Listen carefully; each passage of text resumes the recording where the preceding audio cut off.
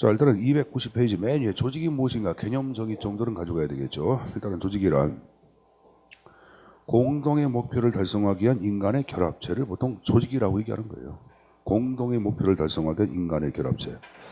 그렇지만 그 안에 일정한 구조가 있겠죠. 그래서 그 밑에 계층적 구조 동그라미. 자, 그리고 이제 그 모든 여러분들 조직은 조직의 경계 바깥에 있는 것들이 있어요. 그걸 이제 환경이라 그래요. 환경과 또 서로 영향을 주고받겠죠.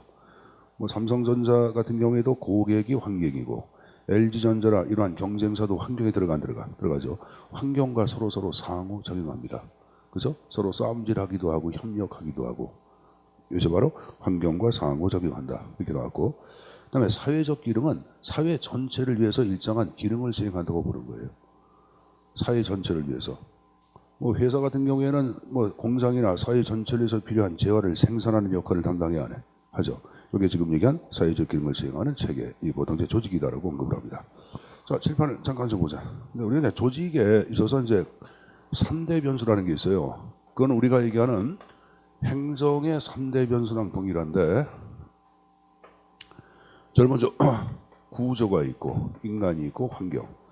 이걸 제가 행정의 3대 변수 그러고 조직의 3대 변수 그러면 조직 구조, 조직인, 환경. 이걸 이제 3대 변수라고 언급을 합니다. 제가 좀 전에 개념 얘기할 때 인간의 결합체 얘기했죠. 일정한 구조를 가지고 있다 그랬죠. 또 외부 환경과 서로 상호 작용한다고 얘기했어요. 그렇죠? 그래서 마찬가지예요. 이 조직의 구성도 세 가지 형태인데, 자, 맨 앞에 이제 구조에서 보통 출제해 나오는 것은 조직의 유형론이라는 게 있어요. 이건 A급이야. A급. 출제 우선순위 10위 안에 들어갑니다. 10위 안에. 요거 형태는 보통 이제 민츠버그가 파악한 조직의 유형이 있고, 그다음에 데프트가 파악한 조직의 유형이 있습니다. 이 두 가지 형태에서는 거의 90% 문항의 형태가 한 문제 등장합니다. 이거 좀 숙제해서 가져갈 필요가 있겠고. 자, 그리고 이제 또 하나 정리할 게, 우리가 이제 고전적 조직 구조를 기계적 구조라고 얘기하고 현대의 조직 구조를 유기적 구조라고 얘기합니다. 그래서 이러한 기계적 구조와 유기적 구조 자체를 비교하는 문제가 또 한 문제예요. 이건 출제 민출의 형태가 한 B급 정도 되는데, 요쪽에 기계적 구조를 대표하는 게 여러분들 사회 시간에 관료제라는 거 배워 안 배워? 배울 거야. 막스 베버의 관료제라는 게 있어요. 이게 이제 기계적 구조를 대표하고, 이 유기적 구조를 대표하는 것도 여러 가지가 있지만 특히 네트워크라든가 학습 조직이 있어요. 네트워크 학습 조직. 그래서 이러한 형태를 묻는 것들. 여기 출제 민출 뭐 A에서부터 B급 정도 된다고 보시고 내용의 형태를 숙제해서 반드시 가져가야 합니다. 나온다고 보시면 되겠고.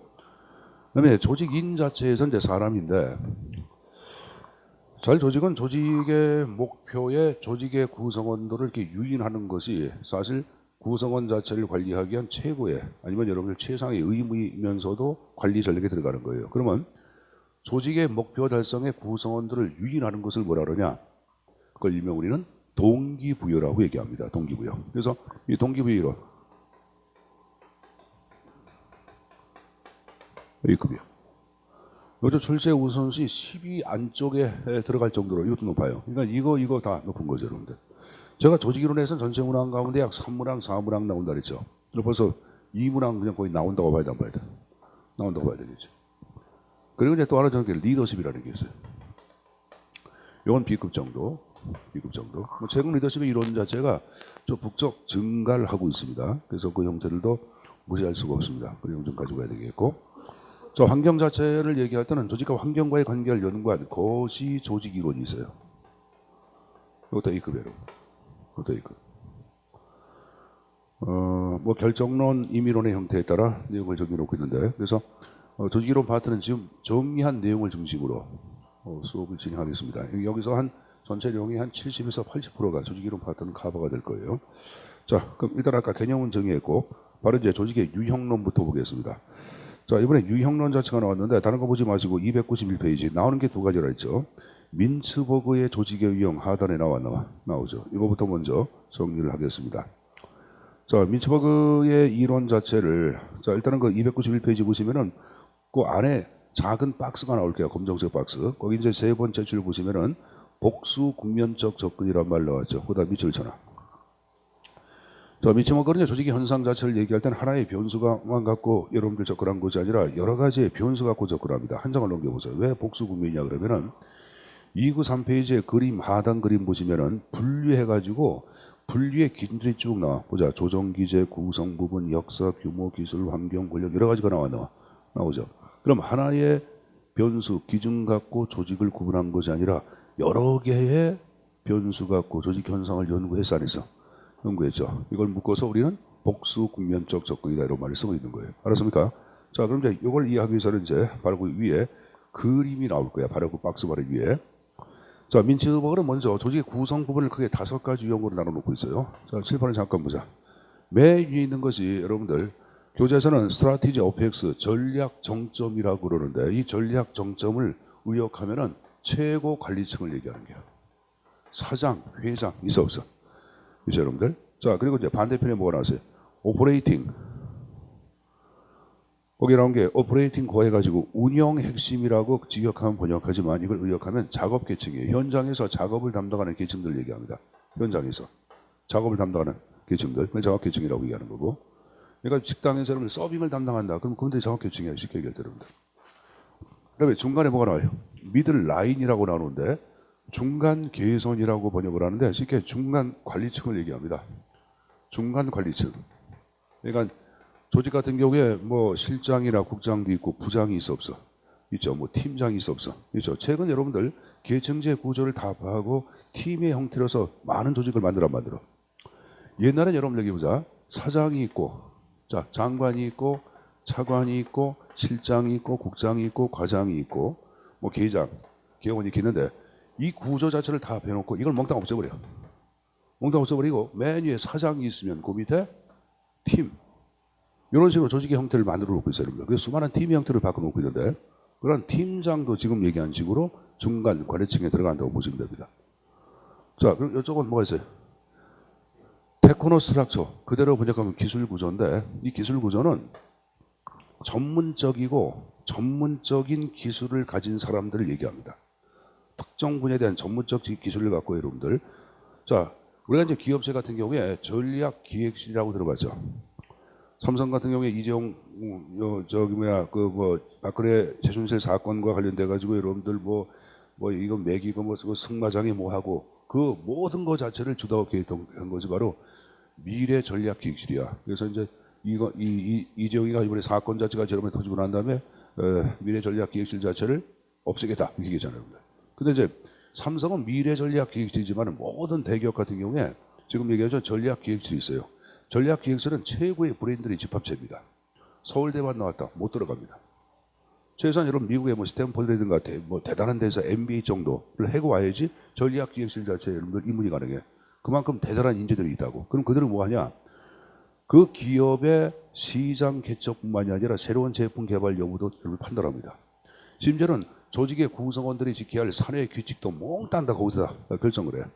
그래서 결정한 내용 자체를 누구한테? 사장이나 회장한테 얘기하는 거야. 회장 자체가 이제 아니면 사장이 나를 내서 현실로 옮기는 거죠. 그들이 지금 얘기한 저 최고의 특정 분야의 전문성을 갖고 있는 브레인들, 그들을 보통 지금 얘기한 기술 구조라고 언급을 하는 거예요. 기술 구조. 한국도 여러분들 60년대 개발연대 군사정권 때 군사정권 자체는 머리가 비어서 머리가 잘 돌아가요. 비어있잖아요, 여러분들. 딱딱하고 비어있잖아. 그들 자체가 국가를 개발하고 여러분들 발전시킬 때는 인재가 필요하잖아. 필요합니다. 군인 머리 갖고는 안 되잖아요, 여러분들. 당시에는 미국을 중심으로 여러분들 공부를 한 우수한 박사 이런 애들을 정부에서 대거 유입을 해. 대거. 그래서 여러분들 우리나라 같은 경우도 이제 70년대 전후반에 미국서 공부한 여러분들 행정학 박사 이런 사람들이 정부에 들어가고 국가 개발과 발전을 위한 각종 프레임을 만듭니다. 그들을 보통 기술 관리라고 얘기하는 거예요. 기술 관리요. 그러니까 그들 자체가 중심이 된 조직이 있어요. 기술 구조가 있고. 이쪽은 이제 서포트 스텝 해가지고 지원 참모 그러는데 지원 참모는 쉽게 얘기하면은 각종 여러분들 부설 연구소에서 근무하는 연구원들을 생각하는 게 제일 쉬울 거예요. 부설 연구소에 있는 연구원들. 자, 근데 저 5가지의 여기 보자. 조직의 구성 부분을 얘기했는데 맨 위에 최고 관리층에 권력이 집중된 조직. 이걸 뭐라 그랬냐? 여기에 이걸 단순 구조라고 얘기했어요. 무슨 구조? 단순 구조. 이 단순 구조를 대표하는 게 뭐가 있냐면은 신생 조직이 있습니다. 뭐가 있다? 신생 조직. 자, 적지 마세요. 교재 나오니까. 일단 듣기만 하세요. 자, 이 신생 조직 자체를 얘기할 때는 최고관리층은, 자, 여러분 아버님이 식당을 창업했어요. 신생 조직이죠. 자, 그러면 아버지가 하여간에 강력한 힘을 가져 안 가죠? 식당 주인이 하여간 힘을 갖고 있는 거예요. 조직 구조가 왜 단순하냐? 최고관리층 여러분하고 그 다음에 이쪽밖에 없어요. 아버지가 식당 주인하냐? 그러면 서빙 담당하는 사람 하나, 주방 담당하는 사람 하나, 작업계층 아니야.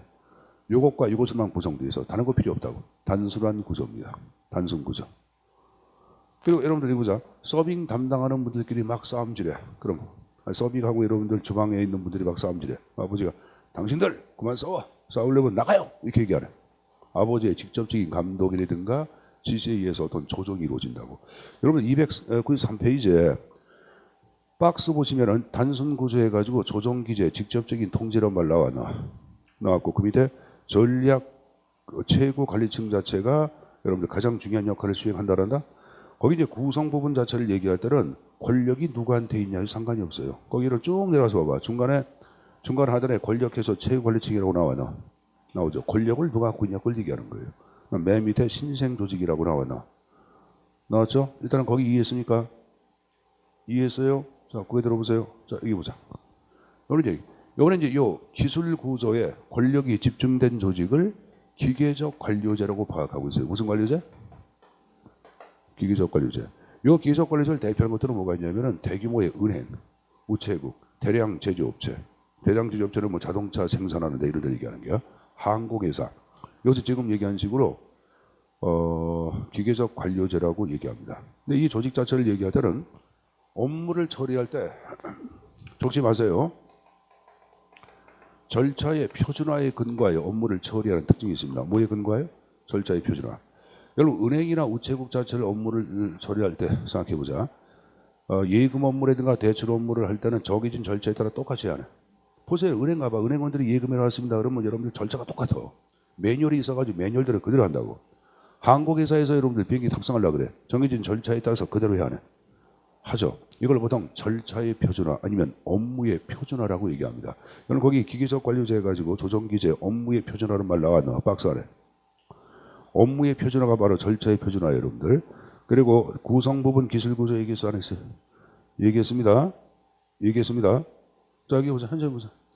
교도소 같은 경우에도 여러분들 여기 보자. 수인들 자체를 아침에 몇 시에 여러분들 뭐 기상시키고 그 다음 뭐 여러분들 점호시키고 운동시키고 밥 주고 안에 집어넣고 하는 매뉴얼대로 그대로 움직여.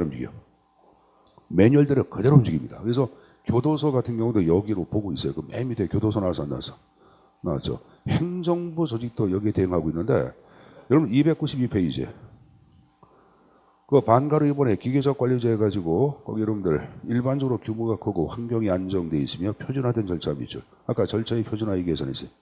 했죠. 그리고 그 밑에 은행, 우체국, 대량 제조업체, 항공회사 얘기해서 있어요. 했죠. 그 은행이 그대로 나와 있는 거예요. 이게 무슨 말인지 이해했습니까? 이해를 해둬야 합니다. 이해. 여러분 은행이라든가 우체국 같은 경우에는 여러분들 여기 보자. 물어보자. 환경을 대표하는 게 뭐야? 은행의 환경. 고객 아니야, 고객. 은행을 이용하는 고객 아니야. 그럼 여러분들 돈 저금할 때 은행 가다 저금해, 슈퍼에다 저금해. 슈퍼 가서 거기 캐시에다 저금해? 어디가 저금해? 은행 땅에다 파가지고 항아리에 묻어? 여러분들 아마 대한민국 국민들 가운데 열이면 열 다 은행을 이용해 안 해. 하죠. 환경이 왔다리 갔다리 그런 게 아니라 고정되어 있다고 파악하는 거야. 그래서 환경이 안정되어 있다 그런 말을 쓰고 있는 거예요. 규모가 크다 그런 말을 쓰는 거예요. 그리고 좀 전에 표준화된 절차에서 업무가 수행된다. 그 정도 정리하시면 됩니다. 알았습니까? 자, 여기 보세요, 여러분. 여기 보세요. 여기는 이제 작업계층, 현장에서 업무를 처리하는 작업계층한테 권력이 집중된 조직. 이게 바로 뭐냐? 전문관료제야. 이 전문관료제는 여러분들 대학이라든가 종합병원이 여기 들어가거든. 자, 그럼 대학 같은 경우에는 대학 교수가 학생과 직접 만나죠. 그 사람이 작업계층이야. 병원 같은 경우도 의사 자체가 누구예요, 여러분들? 환자와 직접 만나죠. 그들이 뭐야? 작업계층이야. 근데 각자 고도의 전문적 기술 훈련을 받고 고객과 직접 만나잖아요, 여러분들. 여기 들어가요. 그럼 이들은 여기 보자. 대학원에서 석박사 과정을 토대로 배운 동일한 지식이나 기술에 근거하여 학생들한테 수업도 하고 강의도 하고 연구도 하고 그렇죠? 그리고 환자를 진찰해야 하네요. 하죠. 이걸 동일한 지식이나 기술을 배웠다. 이름을 기술의 표준화라고 얘기합니다. 자, 여러분들 옆 페이지 다시 박스 보시면 전문관료제 기술의 표준화 이렇게 나와서 안 나왔어? 나왔고 구성 부분에 뭐가 나왔어요, 여러분들? 핵심 운영층이 바로 작업 계층을 얘기하는 거예요. 작업 계층, 작업 계층. 다시 여러분들 292페이지. 자, 반가로 3번의 전문관료제. 자, 전문적 기술적 훈련을 받은 조직 구성원에 의해 그다음 밑줄 표준화된 기술. 아까 기술의 표준화 얘기했죠? 업무가 수행되고 전문가 중심의 분권화된 조직이란 말 나와. 나오죠, 여러분들? 그 옆에 조직의 나이와 규모가 다양하면서 무슨 말입니까? 나이는 그 조직의 역사를 얘기하는 거야. 그러니까 오래된 조직도 있고 신설된 조직도 있고 그런 걸 얘기하는 거예요. 규모도 큰 게 있고 작은 것도 있다. 그 말이에요, 여러분들. 뭐 당연한 거 아닙니까? 자, 조직의 환경이 상대적으로 안정되어 있고 외부 통제가 없다. 자, 여러분 여기 보자. 몸이 아프면 어디가? 병원에 가 또 슈퍼에 가? 병원에 가잖아요, 여러분들. 병원에. 그러니까 거기 지금 이거 환경이 안정되어 있다고 보는 거예요, 여러분들. 자, 또 하나 한번 보자.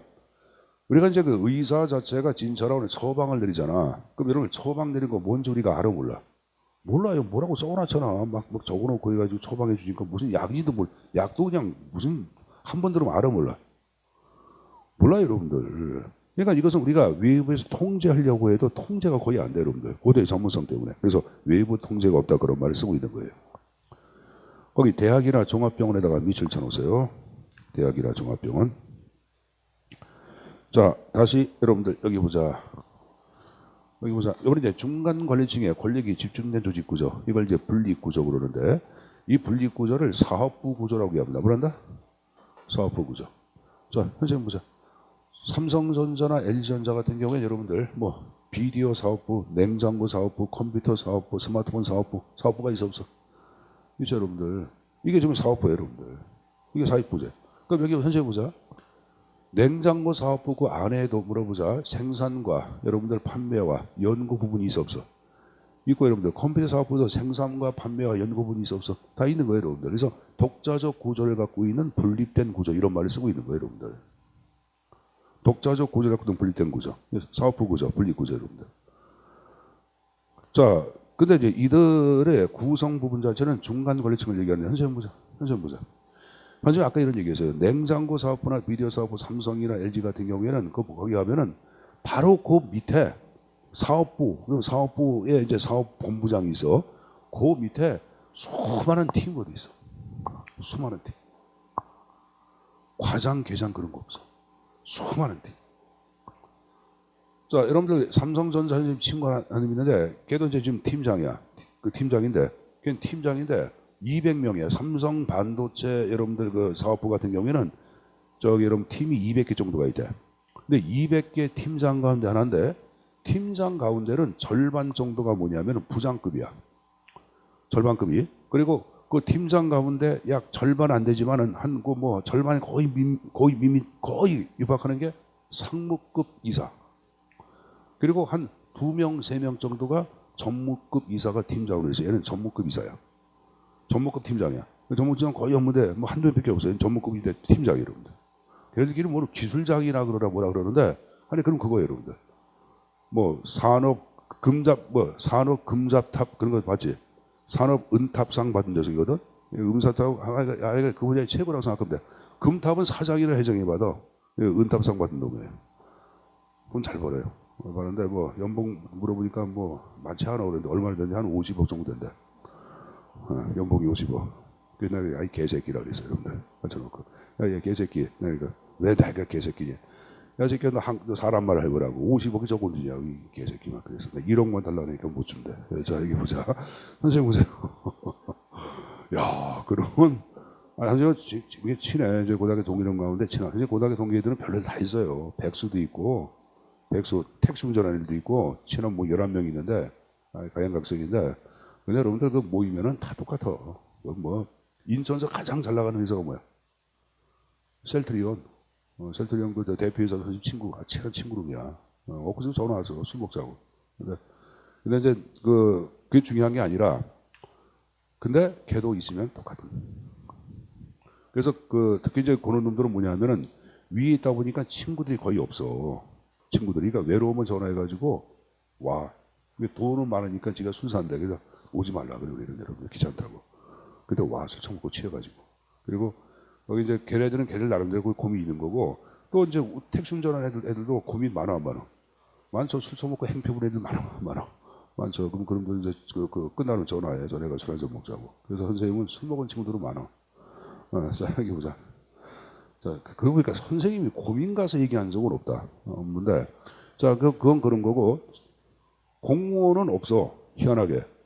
공무원은 없다. 공무원은 없고 공무원은 대학 동기들이 공무원을 많이 있는데 공무원은 없는데 여러분들 로드맵 자체를 이제 1월 달에 이제 발표한대 인사혁신처에서. 그래서 어저께란 거 보니까 지금 공무원 시험 과목이 300개 되네. 300개. 그러니까 너무 많아가지고 싹 정리를 하겠대.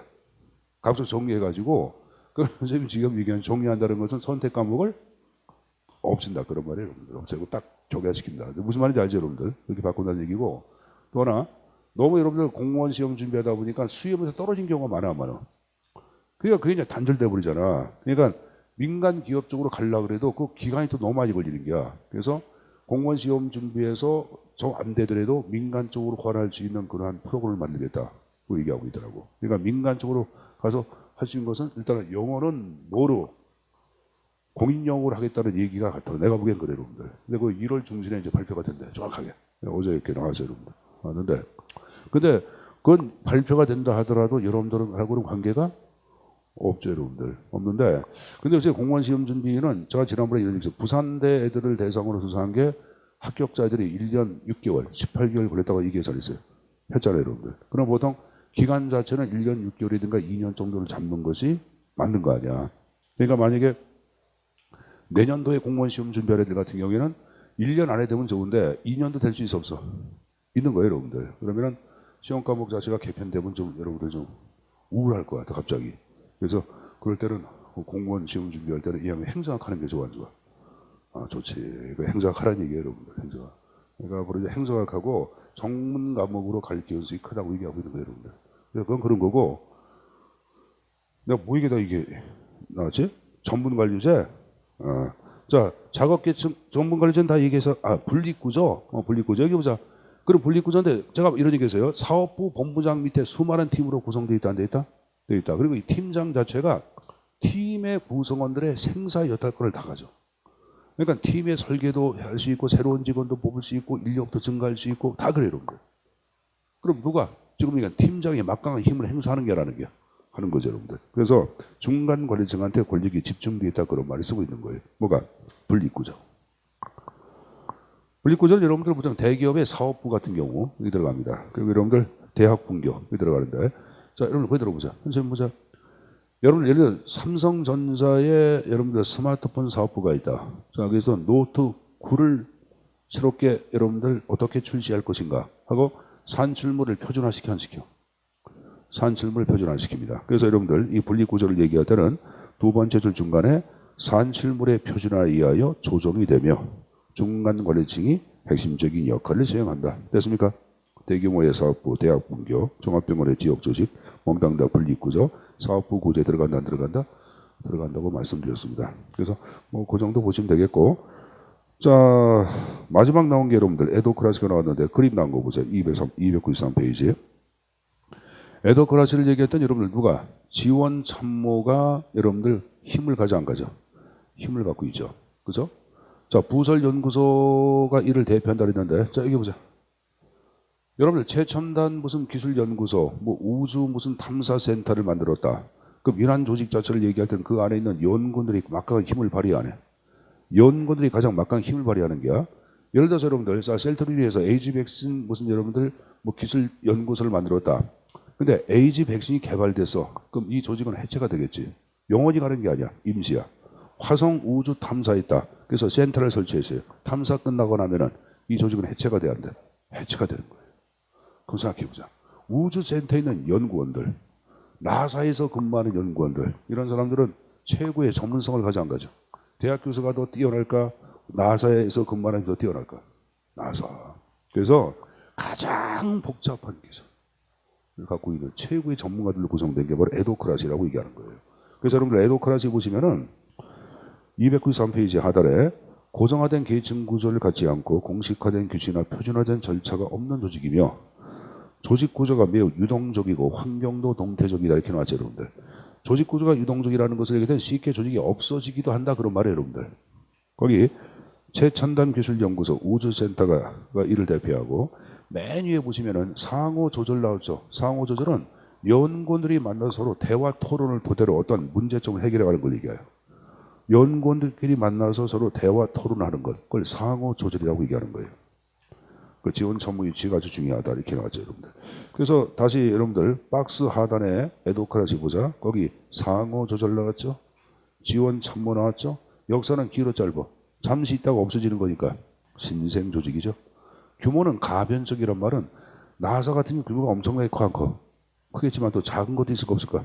있겠죠, 여러분들. 최첨단 기술연구소 만들었다 그러면 여러분들 작은 것도 있겠지. 그래서 가변적이고 기술은 매우 복잡한 것 에도크라스입니다. 알았습니까? 자, 그럼 지금 얘기한 이 5가지 형태에서 맨 앞에 단순 구조 별표, 맨 끝에 에도크라시 별표, 이 2가지의 조직을 우리는 유기적 구조라고 얘기합니다. 무슨 구조? 유기적 구조. 나머지 3가지는 기계적 구조의 형태로 해석을 합니다. 그래서 지금 얘기한 그 정도의 형태는 꼭 숙지해서 가져가야 합니다. 알았습니까? 선생님 보세요. 선생님 보세요. 신생 조직, 아까 단순 구조라 그랬죠. 신생 조직은 여기 보자. 잘 나갈지 망가질지 미래가 불확실하잖아. 굉장히 불확실합니다. 그러니까 조직 자체가 여러분들 기계적 구조는 가만히 있고 여러분들 안정성을 띈 게 기계야. 유기적 구조는 살아있는 생물처럼 여러분들 움직이고 없어지기도 하고 막 그러는 게 좀 불안한 거예요. 쉽게 얘기하면은. 그러면 단순 구조는 좀 불안하지 않아? 불안하죠? 에도크라시 아까 여러분들 임시라 그랬죠? 그 2개를 보통 유기란 말을 쓰고 있는 거고 나머지 3가지는 상대적으로 기계적 구조의 성격이 내포되어 있다 이렇게 얘기합니다. 그것도 물어치기 집어넣어야 돼요, 여러분들. 알았냐? 선생님 보세요. 선생님 보자. 단순 구조는 물어보자. 조정 기제가 직접적인 통제다. OX. 오, 잘했어요. 기계적 관리제는 절차의 표준화, 업무의 표준화. 오, 전문 관리자를 얘기할 때는 기술의 표준화. 기술의 표준화. 대학 교수. 전문적인 기술을 배워 안 배워? 맞잖아요, 여러분들. 자, 여기 보자. 사업부 분립구조는 산출물의 표준화. 냉장고 사업부, 비디오 사업부, 산출물을 표준화시켜 안 시켜? 지금 여러분들 그 삼성에서 내년 초에 노트북가 나와. 노트북가 출시 예정인데 노트북가 뭐냐면은 지금 여러분들 어느 정도냐면은 그 안에 저장될 수 있는 공간 자체가 2시간짜리 동영상 있죠. 그걸 127편을 저장할 수 있는 여러분들 그게 등장한대. 웬만한 노트북보다 더 강하대 그게. 노트북보다. 그럼 여러분들 벌써 그러면 노트북 자체를 내년도 내년 초반 중반에 출시할 예정이다 해가지고 벌써 그러한 제품 산출물을 표준화시킨 게 안 시킨 게야. 시킨 거지. 산출물의 표준화지 뭐 여러분. 알았습니까? 상호 조절에 의한 조정은 뭐야? 에도크라시. 자, 일단 쉬는 시간에 이거 꼭 가져가야 한다. 내가 출제 빈출 A급짜리라 그래서 여러분들 굉장히 중요한 거예요. 내용 좀 가져가시고 이거 봤으면 또 한 장 넘겨서 정리할 것 294. 자, 첨삭지도에 데프트가 파악한 조직. 이것도 앞에서 얘기한 거 버금가게 묶어서 둘 다 A급이라고 얘기했을 거예요. 자, 데프트는 조직을 고전적인 기계적 구조하고 오늘날 유기적 구조를 양극화하여 그 중간에 대안적인 조직의 형태를 쭉 제시해 놓고 있다 이렇게 나왔고 거기 기계, 기능, 사업, 매트릭스, 수평, 네트워크, 유기 쭉 나오죠. 그래서 이것을 그대로 앞 글자에다만 동그라미 기기사 매수래유 이렇게 기기사 매수래유 294페이지 맨 위에 294페이지 맨 위에 기기사 매수래유 외워야 한다. 기기사 매수래유. 그래서 이것은 기계적 구조로 갈수록 수직성과 안정성과 능률성이 뛰어난 조직을 얘기하고 유기적 구조로 갈수록 수평성과 학습성과 신숙성이 뛰어난 조직 구조를 얘기하는 거예요. 알았습니까? 그러니까 이게 좌측으로 갈수록 우측으로 갈수록 성격을 좀 숙지해서 가져가시고 자, 근데 이제 기계적 구조를 얘기할 때는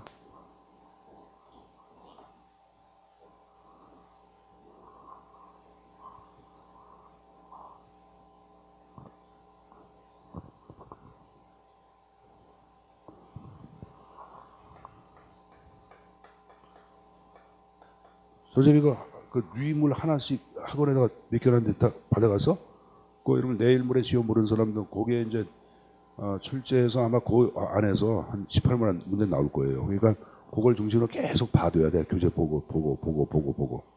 내일 모레 시험 볼 사람들. 응? 그러니까 그거 좀 보라고 나눠준 거고.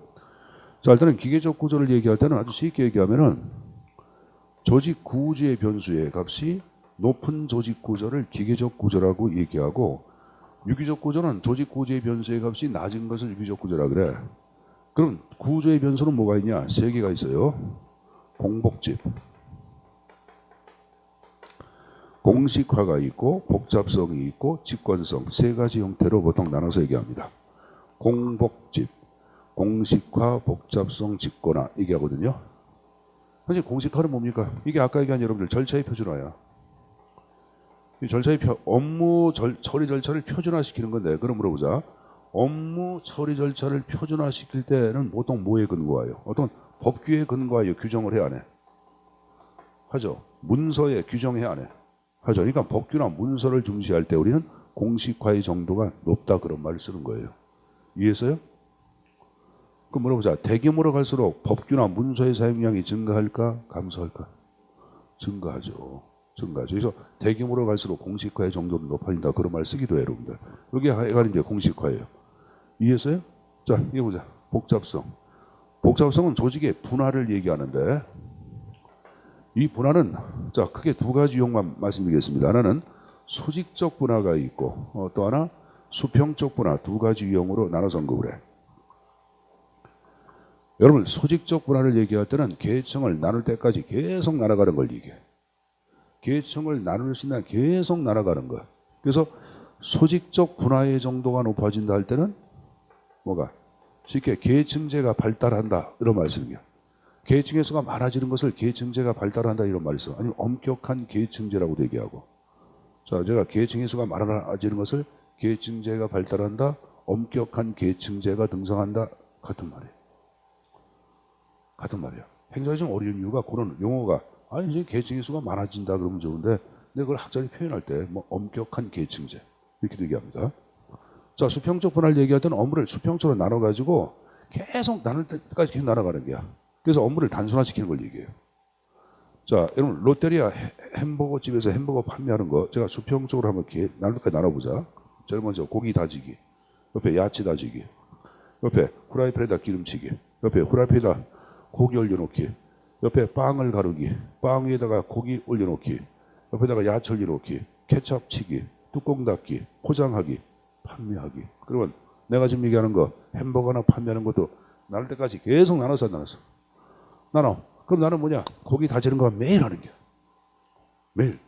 그럼 매일 고기만 다지면 나 눈 감고도 하고 자다가 깨다가도 하고 오줌 싸면서도 하고 별짓을 다 해야 해. 잘할 수 있어 없어? 있죠, 여러분들. 그걸 우리 보통 뭐라 그래? 우리는 전문화라고 그러잖아, 전문화. 그래서 우리가 요 수평적 분할을 얘기할 때는 분업화도 맞고 전문화 이렇게 얘기하는 거야. 보통 우리가 얘기하는 거예요. 알았습니까? 업무의 전문화를 얘기하는 거죠. 그러니까 요 지금 기계적 구조는 이런 복잡성도 아주 높은 조직 구조를 얘기하는 거야. 직권적 구조는 꼭대기 한 사람이 권한 갖고 있을 때 뭐라 그래? 그걸 직권이라고 해야 하네. 하죠. 한 사람한테 모든 권력이 집중된 건 직권화라고 얘기하는 거예요. 그래서 요것이 발달한 조직 구조를 무슨 구조로 한다? 기계적 구조라고 얘기하는 거예요. 기계적 구조. 알았습니까? 거기 여러분들 그 여러 가지가 나와 한번 나오는데, 이 기계적 구조를 대표하는 게 바로 막스 베버의 관료제입니다. 뭐다? 관료제가 기계적 구조를 대표하는 거예요. 자, 교재 378페이지. 378페이지 펴보세요.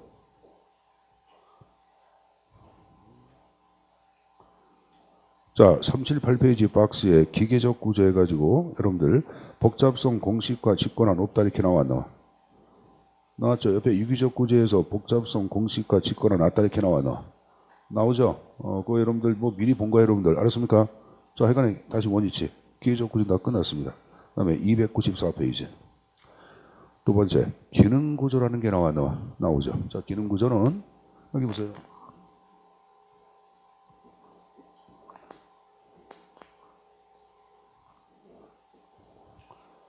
이건 공동의 기능별로 조직화시킨 걸 얘기합니다. 무슨 말이냐? 이런 조직을 여기 보세요. 자, 생산의 기능을 수행하는 모든 조직 단위는 생산부를 만들어서 그 밑에 예속을 시키는 거야. 판매 기능을 수행하는 모든 조직 단위는 판매부를 만들어서 예속. 이런 식으로. 여러분들 뭐 재고 관리의 기능을 수행하는 모든 조직 단위는 재고 관리부를 만들어서 예속시킨 거. 이게 바로 기능별 부조를 얘기하는 거야. 공동 기능별로 부서한 조직. 국가 중앙 부처도 기능별 조직이 굉장히 많아. 국방의 기능을 수행하는 모든 조직 단위는 국방부를 만들어서 예속. 이런 식으로. 교육의 기능을 수행하는 모든 조직 단위는 교육부를 만들어서 예속. 이 바로 기능별 조직을 얘기하는 거예요. 그렇습니까? 그럼 물어보자. 쉬운 내용이야. 그러면 여기 보자. 그러면 이 기능별 구조는 조직의 규모가 커질수록 당연히 기능별 전문성은 제고돼야 한다. 생산의 기능을 수행하는 모든 조직 단위가 생산부에 있으니까 생산과 관련된 전문성은 더욱더 제고돼야 한다.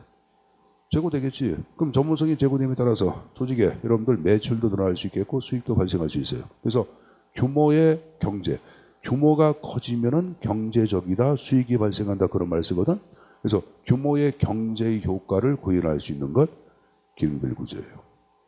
또 기능적 전문성을 제고할 수 있는 것 기능별 구조라고 얘기하는 거예요. 알았습니까? 근데 기능별 구조는 여기 보자. 여기에 나오고 있는 여기 보자. 여기 생산부하고 판매부가 수행하는 기능은 서로 이질적이잖아. 교육부하고 국방부 이질적이잖아. 그럼 일적 기능 간에 서로 갈등과 대립도 발생할 가능성이 커한 거. 굉장히 큰 거예요, 여러분들. 굉장히 큰 거예요. 그래서 기능별 구조 보시면은 세 번째 줄 보시면은 전문성 제고와 규모의 경제 구현의 장점. 단점은 이질적 기능 간의 조정이 곤란하다는 단점이 내포되어 있는 거 기능별 구조라고 얘기하는 거예요. 이해했죠? 자, 이해했으면 자 이번에는 뭐가 나왔어요? 사업 구조가 나오는데 이 사업 구조가 앞에서 파악한 분리 구조를 얘기하는 거예요. 여기 보자. 에너지. 그래서 이 조직은 여기 보세요. 이 조직은 좀 전에 얘기한 거. 아까 일적 기능 갈등과 대립이 야기되잖아. 그래서 이거 문제 많아. 그래서 이걸 모두 해체. 없애자. 없애고 새롭게 조직을 만드는 거야. 자, 어떻게 만드냐? 아까 여러분들 사업부 구조를 얘기했던 산출물을 기반으로 조직의 형태가 만들어진다. 만들어진다? 만들어진다. 산출물을 기반으로 조직을 사업화시키는 거예요. 여기 보자. 이쪽에 냉장고 사업부, 컴퓨터 사업부 이런 식으로. 이쪽에 스마트폰 사업부. 그러면 냉장고 사업부에서 생산과 판매와 연구가 필요하지 않아? 필요하죠. 그래서 여기서 하나씩 데려오는 거야. A1, B1, C1 데려와. 요쪽에 여러분들 컴퓨터 사업부에서도 필요하지 않아? A2, B2, C2. 마찬가지죠? A3, B3, C3. 요거 없애버리고 이렇게만 적어봐. 그럼 이것도 독자적 구조를 갖고 있는 자기 완결된 조직이라고 할 수 있어 없어? 있는 거예요, 여러분들. 이게 우리가 파악한 사업부 구조를 얘기해. 여기 보자. 산출물에 기반을 둔 조직 구조, 자기 완결적 조직 단위란 말 나와나? 나오죠, 여러분들. 그리고 그 옆에 봐봐. 각 사업 부서들은 산출물로 자율적으로 운영되는 냉장고 사업부는 알아서 운영하잖아. 각 부서는 자기 완결적 기능 단위. 이게 뭐야? 이런 거 자체 내 생산과 판매와 연구를 가지고 있다 그런 말이에요, 여러분들. 그럼 요 안에서 조정은 쉬워요. 생산 여기 보자. 뭐 냉장고 사업 본부장 자체가 요 안에서 갈등이 있으면 조정할 수 있겠지, 여러분들. 그런 걸 얘기하는 거예요. 근데 이렇게 사업 부서 간에는 뭘 말할까? 사업 부서 간에는 또 갈등을 이야기하겠지. 그런 말 나오나? 거기 맨 밑에 끝에 사업 구조 간에 조정은 어렵다 이렇게 나와나? 사업 구조 간에 조정은 어렵다 이렇게 나와나? 나오죠, 여러분들. 그 말 이해했어요? 여러분 여기 보자. 본사 차원의 어떤 돈을 갖고 있는데 그럼 돈을 타기 위해서 서로 막 싸움질이 하네. 우리 사업 부러져요. 안 돼. 우리 컴퓨터 사업부터 중요해. 이렇게 서로 싸움질이 하네. 하는 거예요. 여기 보자. 삼성전자는 여러분들 알다시피 영업이익이 크다 보니까 많은 여러분들 수익이 창출돼야 안 돼. 되죠? 그럼 삼성전자 안에 있는 사람들 아니에요. 삼성전자 안에 있는 여러분들 틀려. 가전제품 사업부 뭐 있으면은 웃는 건 어디서 웃어? 스마트폰 사업부가 웃는 거예요. 스마트폰 사업부들이나 여러분들 연말에 보너스가 여러분들 뭐 이렇게 막 받고 그러는 거야. 부럽지? 걔네들은 여러분 보너스가 여러분들 한 달 안 되는 게 연말에 몰아준 경우가 많어. 연말에 보너스가 뭐 2,000%. 선생님이 예를 들어서 연봉이 5천만 원이야. 그럼 2,000%는 얼마야? 1호. 부럽지? 근데 옆에 있는 사업부는 뭐냐 하면은 냉장고 가전 사업부야. 없어. 없어요. 왜? 얌만 너무 LG보다 냉장고 판매 부진하니까 없어요. 한참 그렇대 여러분들. 그럼 서로 사업부 간에 좀 그런 갈등과 대립이 야기돼 안 돼? 야기되지. 이게 사업부서 간에 갈등과 대립이 야기되는가? 지금 얘기한 식으로 사업부 구조를 얘기하는 거예요. 근데 사업부 구조는 자 여기 보자. 선생님 봐야지. 다시 말고 선생님 보자. 요게 아까 여러분들 컴퓨터 사업부로 가지고 보자. 근데 내가 컴퓨터를 쓰고 있는데 불만이 있어 제품에. 그럼 바로 여러분들 이쪽에다가 올려 안 올려? 소비자 무슨 불만에다 올려 안 올려? 그러면 바로 컴퓨터 자체를 새롭게 만들 때 고객의 불만을 여기에 반영해서 개선을 해야 하네. 합니다. 그래서 어떠한 조직보다는 고객의 요구에 대해서 좀 민감하게 대응할 수 있어요. 그래서 거기 사업부 구조를 화살표 신축성 재고 적어놓으세요. 신축성 재고. 신축성 재고. 신축성 재고는 신속한 대응성 재고 상관없어요. 무슨 조직이? 사업부 구조가. 그렇게 내용 정리될 거예요. 사업부 구조의 장점 얘기했습니다. 자, 그리고 이제 295페이지에 보면 매트릭스 구조라는 게 나오죠. 자, 매트릭스 구조를 얘기할 때는 이걸 행렬 조직이라든가 복합 구조라 그래. 행렬 아니면 복합 구조 그러는데 이거는 이거야. 자, 여기 보자. 복합. 요 기능별 구조하고 이쪽에 있는 요거 사업부 구조를 플러스한 게야. 이걸 없애는 게 아니라 이걸 그대로 유지한 상태 이걸 결합하는 게야. 자, 하지만 결합해 볼게. 이건 이제 조직의 형태를 여러분 이해하기 쉽게 그림을 이렇게 바꿔보자. 기능별 구조죠. 이렇게 A1, A2, A3 이런 식으로. 이게 이렇게만 날 시킨 게야. B1, B2, B3. 여기 순위가 있는 건 아니다. 여기 C1, C2, C3 이렇게 해놓고 여기다 여러분들 사업부 구조를 이렇게 하나씩 있는 상태에서 그대로 하나씩 만드는 거예요, 여러분들. 이런 식으로. 이렇게. 그냥 기존에 여러분들 그 영업부, 판매부 여러분들 연구부가 그대로 있어. 거기다가 냉장고 사업부, 비디오 사업부 이런 것을 하나씩 이렇게 결합한 걸 얘기해요.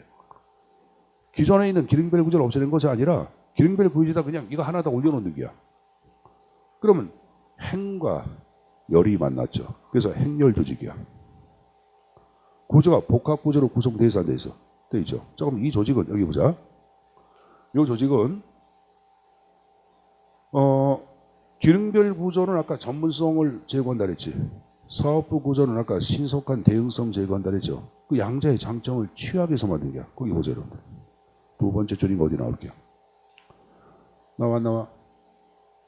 나왔죠? 그게 무슨 말인지 이해했습니까? 이해했어요? 자, 그리고 다시 여기 보자. 수직적으로는 기능별 구조가 흘러 안 흘러? 흘러죠? 수평적 구조로는 사업 구조가 흘러 안 흘러? 그렇죠. 그렇게 결합을 이렇게 얘기하거든요. 거기 보면 맨 뒤에 나올게요. 네 번째 줄인가 나왔죠? 자, 근데 이 조직이 갖고 있는 결정적인 문제가 있어. 이 조직은 적어라. 투 보스 체제야. 대갈통이 둘이야. 여기 보자. 기능별 구조에 여러분 부장이 있어 없어? 있죠. 사업부 구조에 본부장이 있어 없어? 있죠. 얘도 명령 내리고 얘도 명령 내려야 내려. 내리죠. 그래서 이중 명령 구조에 의하여 뭘 야기한다? 갈등과 대립을 야기한다고 하는 문제점이 내포되어 있는 것. 지금 얘기한 매트리스 구조의 문제점이다라고 공부합니다. 이중 명령 구조에서 갈등과 대립을 야기하는 문제점 자체가 내포되어 있는 것. 매트리스 구조라고 얘기합니다. 됐습니까? 자, 된 거로 간주하겠습니다. 5번에 수평적 구조를 얘기할 때는 거기다 밑줄 팀 조직에다가 밑쳐놓고 넣어놓고 그 다음에 6번에 네트워크. 자, 중요하다 그랬죠? 자, 네트워크를 얘기할 때는 조직 자체의 기능 자체를 얘기할 때는 핵심적인 역량을 중심으로 합리화, 구조화시키고 밑줄 여타 부수 기능은 외부 기관들과 계약 관계를 통해 연계망을 만든 조직이 네트워크의 말 그대로.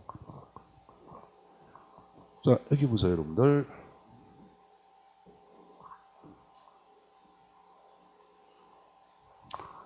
자, 뭐 삼성 반도체는 반도체 연구 자체가 핵심적인 영양분을 할 수 있겠지.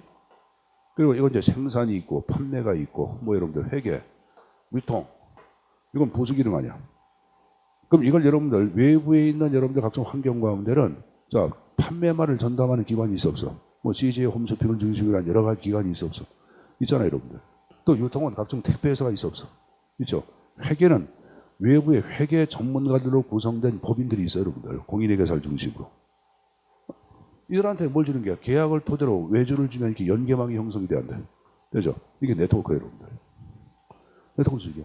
근데 네트워크 조직 자체를 얘기할 땐 여러분들 함정할 때 부서하고 핵심을 바꿔. 그러니까 조직을 부서 기능을 중심으로 합리화. 핵심적 역량은 외부로 외주 준다고. 뭐야 X야? X. 바꾸는 문제 한 문제. 알았습니까? 자, 요 조직은 여기 보자. 요 조직은 중심이 없는 망이라 그래. 무슨 말이냐면은 이게 중심이 되고 얘들은 종속되어 있냐? 아닙니다. 각자 중심이 되는 게 내가 CJ 혼섭이 판매를 담당해. 그럼 내가 볼 때 내가 중심이 되는 거예요. 그리고 두 번째 여러분들 이 조직은 계약망이다 보니까 여기 보자. 응집된 조직 문화 형성이 쉬울 거래 올까? 계약망이 계약 끝나면 없어져 버린 건데. 그래서 이것은 응집된 조직 문화 형성도 어렵다고는 문제점이 내포되어 있어요. 자, 또 하나 여러분 여기 보자. 요놈하고 요놈하고 계약을 했어. 그럼 계약하면 뭐냐? 이건 주인이고 이건 대리인이야. 어? 근데 주인은 그럼 대리인이 나를 위해서 올바른 판매를 하고 있는지 이게 감시해야 다녀야 돼. 그런 걸 대리비용 감시비용이라 그래. 그래서 대리비용 감시비용이 등장한다는 문제점이 내포되어 있는 것 네트워크 조직 구조를 얘기합니다. 자, 제가 방금 전에 응집된 조직문화 X 하나 적어놓고 대리비용 발생한다고 하는 문제점 내포. 맞습니까? 그리고 이것은 중심이 있다 없다? 중심이 없는 망. 그 정도는 가져가세요. 여러분들. 적어놓으세요. 중심이 없는 망.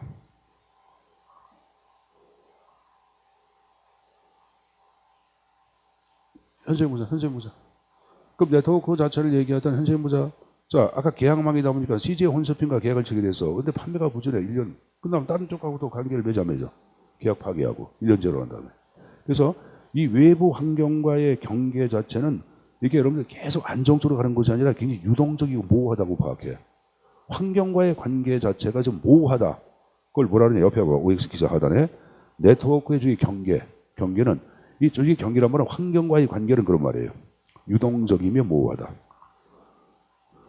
조직의 경계다가 환경과의 관계는 유동적이며 모호하다. 알았습니까? 네, 같은 말입니다. 이렇게 숙지해서 내용 좀 가져갈 거예요. 자, 근데 지금 이게 네트워크 조직을 얘기할 때는 그 세 번째 절 IT 기술의 학살. IT 기술은 뭐야? 정보통신 기술을 얘기합니다. 예, 정보통신 기술의 발달은 수많은 네트워크를 탄생시켰죠. 자, 여기 보자. 사이버상에 존재하는 수많은 조직 보자. 쿠팡 11번가? 11번가? 옥시언. 이거 네트워크야 네트워크 그거 아니야? 아, 쿠팡 봐봐요 여러분들. 쿠팡 뭐만 담당해? 판매만 담당하는 거 아니야? 그럼 생산업체들과 관계를 맺어. 택배회사와 관계를 맺어. 맺잖아요 여러분들. 외부 전문 회계 법인하고 관계를 맺어. 맺는 거예요. 쿠팡에서 사람 뽑을 때 직접 뽑아 리크루터라는 여러분 전문 회사를 이용해. 여러분들 요새 대기업에서 회사 뽑을 때 회사에서 하는 게 아니야. 리크루터 그런 전문기관을 다 위탁하죠. 거기서 여러분들 서류 심사 다 하는 게야. 거기서. 그래서 다 해가지고 자를 걸 자르고 해가지고 줘. 그럼 그거 갖고 삼성이나 대기업 같은 경우에 그거 보고 난 다음에 면접들은 보통 관장해. 면접도 리크루터가 하는 경우도 있어요. 요새 이제 면접만큼은 이제 보통 회사에서 하는 경우가 많은데 요새 애들이 대학을 마치고 여러분들 기업체 지원 애들이 만약에 10명 뽑는다 그러면 1000명, 10,000명이 와. 그럼 1000명, 10,000명 자체를 다 여러분들 이걸 회사에서 한다는 것은 인건, 시간, 많은 손실을 가져간 거죠. 그래서 오히려 그쪽에 맡길 경우가 많이 있다고 여러분들. 처음 알았어요? 그럼 인사 문제도 그럼 외부와 환경과의 관계를 맺은 게 안 맺은 거지. 그래서 이렇게 제가 얘기한 거 이게 보자. 정보 기술의 발달은 수많은 뭘 가져왔다? 네트워크를 단절시켰다고 생각하시면 됩니다. 자, 마지막으로 유기적 구조를 얘기할 때는 여기 보자. 아까 조직 구조의 변수의 값이 높다 낮다. 낮은 조직 구조를 유기적 구조 그러고 이런 유기적 구조를 대표하는 게 바로 학습 조직인데. 자, 그대로 보자. 현재 보자. 요 학습 조직은 학습하는 조직이야. 듣기만 하세요. 적지 마세요. 현대 사회에서는 여러분들 급격한 변화의 환경하에 인간이 살아남기 위해서는 학습을 해야 돼. 조직도 학습을 해야지 살아남어. 그럼 여러분 조직이 학습한다는 것은 조직의 구성원들 하나하나가 각자가 자신의 가능성과 잠재력을 개발하기 위해서 노력을 한다, 안 한다? 한다. 자, 요새 여러분 팀이라는 말 많이 쓰는데 팀도 학습의 형태더라거든. 자, 노량진에 공무원 팀들이 있다. 11개가 있다. 근데 11개 팀 자체의 구성원이 예를 들어 5과목, 5선생이 있다고 가정해보자. 근데 5선생 가운데 2과목이나 3과목이 다른 팀과 비교해 볼 때 좀 여러분 열치해 있으면 팀은 붕괴하고 말어. 그러면 각각의 구성원들은 그 분야의 일타가 되기 위해 자신의 가능성과 능력을 끊임없이 개발을 하고 성장하기 위해 노력을 해야 하네. 그런 인간은 소위 자아실현적 인간이라고 얘기하는 거야. 그리고 이들은 자주 만나서 뭐해? 워크숍도 하고 대화도 해야 하네. 합니다. 왜? 팀의 발전을 위해서 우리가 할 일이 뭐가 있는 것을 공동의 갈망을 아주 솔직하게 자유롭게 토론도 한다고요. 그러면서 끈끈한 동료를 가져간 거죠. 갖는 거예요, 여러분들. 이러한 조직이 바로 학습 조직이야. 자, 학습 조직을 제가 잠깐 좀 보고 가겠는데 어딜 좀 펴보시냐 하면은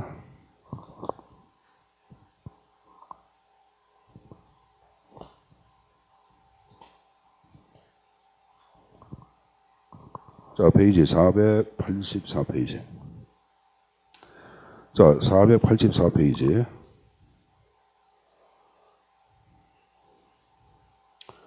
자, 반가리본의 학습 조직이라는 게 나와. 됐습니까? 자, 보자. 학습 조직이란 뭐 여러 학자가 나오는데, 거기 두 번째 줄 끝에 개방체제 모형과 밑줄 자기실현적 인간관이라고 나와. 개방체제와 자기실현적 인간관이란 말이 나와. 내가 각자 일타가 되기 위해 자신의 가능성과 능력을 끊임없이 개발한다고 이 계산했어요. 그렇죠? 그걸 얘기하는 거고. 이 페이지에 동그라미 3번만 보시면 되는데 학습 조직 구축을 위한 조건에서 센 개가 파악한 5가지가 쭉 나올 거야. 네 번째 줄 자기완성. 자기완성이 자아실현이야. 사고의 틀. 아까 자주 여러분들 워크숍 가면서 서로 진정한 대화를 나누고 타인의 입장을 이해하고 그런 공감대를 만들죠.